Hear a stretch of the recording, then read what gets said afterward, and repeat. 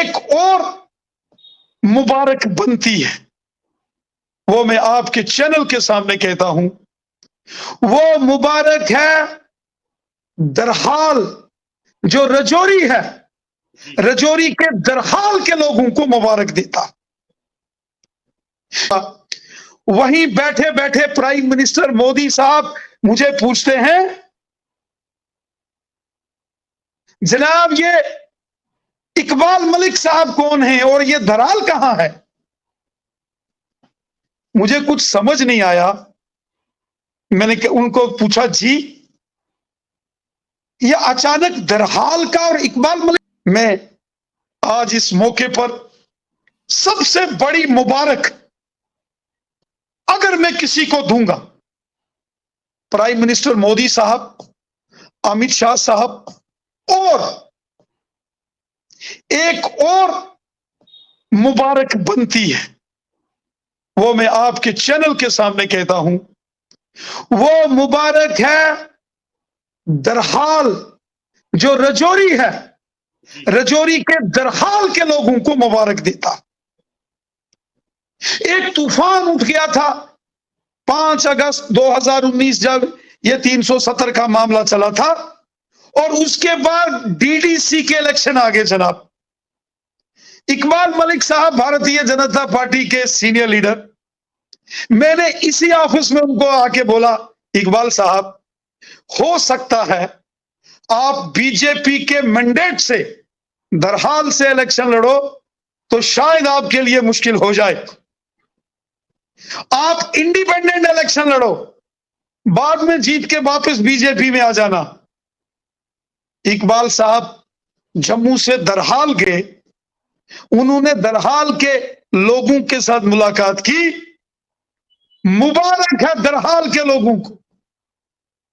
वो खड़े हो गए, उन्होंने कहा नहीं, आपने लड़ना है तो बीजेपी के मैंडेट से लड़ना है। और इकबाल मलिक साहब आए, नहीं मैंने बीजेपी के मैंडेट से लड़ना है।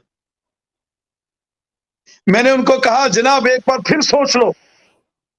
मेरे दिल में बहुत सारे खदशात थे, लेकिन मुबारक है दरहाल की आवाम को, दरहाल के लोगों को, जिन्होंने उस वक्त फैसला ले लिया, और पुंछ के उन लोगों को जो मोहतरम चिश्ती साहब के साथ खड़े हो गए।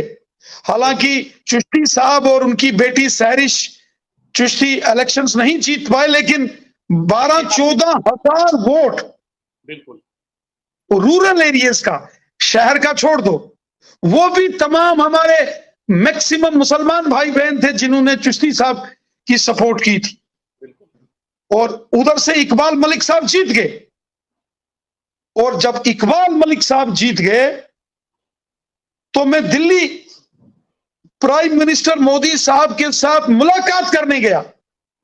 यह बात मैंने आज तक किसी को नहीं बताई है, आपको बताता हूं। जी सर। जब मैं डीडीसी के इलेक्शन जीतने के बाद मोहतरम प्राइम मिनिस्टर मोदी साहब से मिलने दिल्ली गया, पूरे डीडीसी के इलेक्शंस का जिक्र वहां हुआ, जम्मू कश्मीर की डेवलपमेंट का जिक्र हुआ, यहां के हालात का जिक्र हुआ। वहीं बैठे बैठे प्राइम मिनिस्टर मोदी साहब मुझे पूछते हैं, जनाब ये इकबाल मलिक साहब कौन है और ये दरहाल कहां है? मुझे कुछ समझ नहीं आया। मैंने उनको पूछा, जी ये अचानक दरहाल का और इकबाल मलिक साहब का जिक्र कैसे आया, और वो भी प्राइम मिनिस्टर मोदी साहब से? तो मोदी साहब के हाथ में एक कागज था, जिस कागज में लिखा था, दरहाल के अंदर रहने वाला हर शख्स वो मुसलमान है, मुस्लिम कम्युनिटी से है, एक भी हिंदू या सिख दरहाल के अंदर वोटर नहीं है।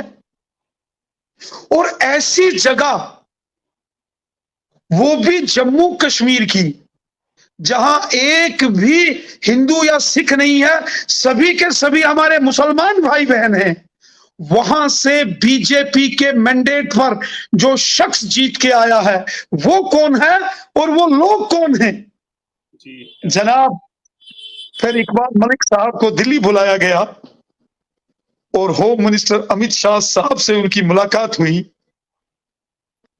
और फिर मुझे बुलाया गया, हम दोनों गए और फिर हमने वो फाइल खोली जो कि अरसा दराज से बंद हो गई थी और जिस फाइल के ऊपर धूल जम गई थी वो धूल हटाई, वो फाइल आगे बढ़ी और आज लोगों के साथ इंसाफ हुआ है। मैं तमाम लोगों को, तमाम अपने दोस्तों को, साथियों को, अपने भाई बहनों को, माताओं को, बुजुर्गों को इसकी मुबारक देता हूं और उन लोगों को याद करता हूं जिन्होंने 50 साल लड़ाई लड़ी। वो कश्मीर के हैं या जम्मू के हैं, रजौरी के हैं, पुंछ के हैं, मेंढर सुरनकोट के हैं,